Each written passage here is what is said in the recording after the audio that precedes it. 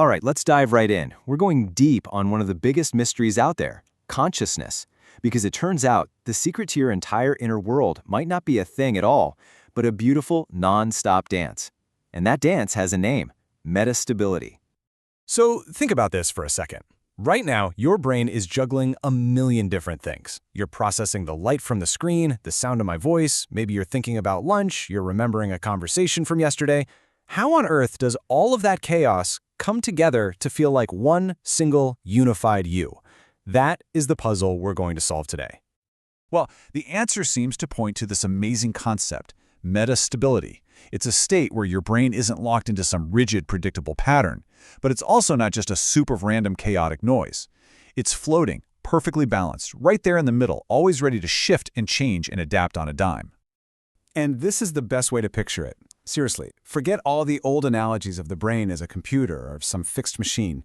Instead, imagine a ballroom dance. Groups of neurons come together for a moment, they synchronize, do their thing, and then they gracefully break apart to find new partners for the next thought, the next sensation. It's constant, fluid motion. So, how does the brain actually pull this incredible balancing act off? Well, it all comes down to managing two very powerful and very opposite forces. On one hand, you've got integration. This is where all your brain regions are humming the same tune, totally locked together.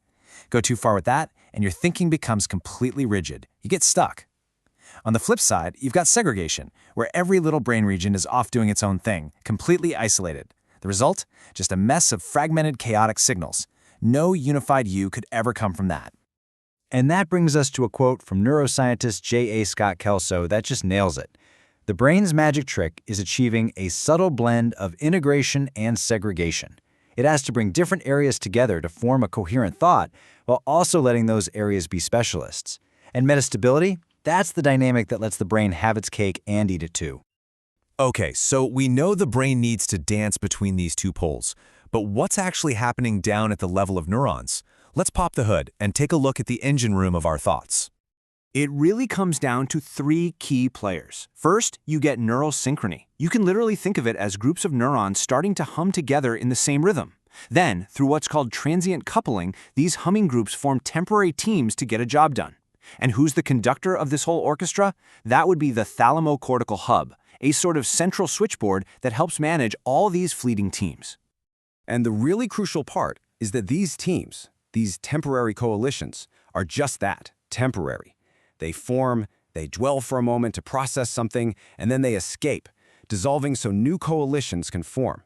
This constant dwell and escape rhythm is literally what allows your consciousness to flow seamlessly from one moment to the next. Now, this is where it all starts to come together. We've talked about the what and the how of metastability, but now for the big why. Why does this dance matter so much? This is where we make the grand connection to consciousness itself. And here's the kicker. The biggest, most respected scientific theories of consciousness we have today, they don't just happen to fit with this idea of a metastable brain. They absolutely depend on it. You take away metastability, and these theories pretty much fall apart. It's the physical how that makes them possible. We're going to look at two of the heavy hitters in the field, the dynamic core theory, or DCT, and the integrated information theory, IIT for short. They come at the problem from slightly different angles, but you'll see how they both end up pointing right back to our dance. All right, let's unpack this. First up, dynamic core theory. It says your conscious experience is basically a constantly shifting team of neurons, a dynamic core. Well, what is metastability? It's the perfect mechanism for that core to form, do its job, and then dissolve moment by moment by moment. Then you've got integrated information theory. It argues that consciousness is all about a system's ability to bind a ton of information together into a single whole. And guess what? When scientists model this, that ability to integrate information goes through the roof precisely when the system is in that critical, metastable sweet spot. Okay, that all sounds great in theory, right? But what about the proof? Let's see what happens when we go from these abstract models to looking at actual evidence from computers and, real human brains. First, the computer models. It's amazing. When scientists build these huge simulations of the brain and tune them to be metastable, the system spontaneously starts producing these things called chimera-like states. And that's just a fancy way of saying some parts of the network are perfectly synchronized while other parts are doing their own thing. It's a perfect digital mirror of that blend of integration and segregation. And now for the punchline, this time from studies of actual living brains.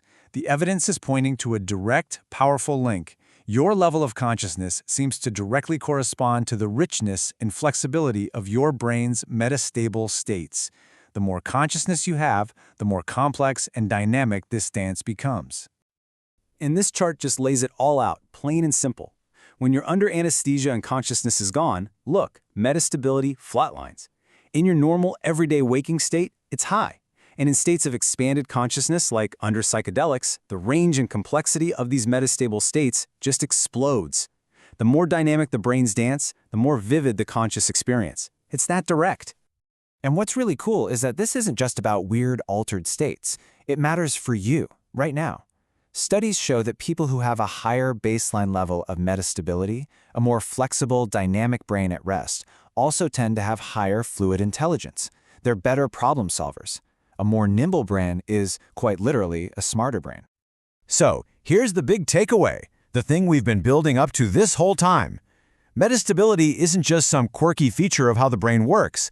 It appears to be the perfect physical foundation, the dynamical substrate, the stage on which the entire play of consciousness gets to unfold. So I'll leave you with this final thought to chew on. What if we've been asking the wrong question? What if consciousness isn't a state that you are in, like being awake or asleep? What if consciousness is an action, a process, a continuous, beautiful, metastable dance that your brain is performing right now and every single moment of your life?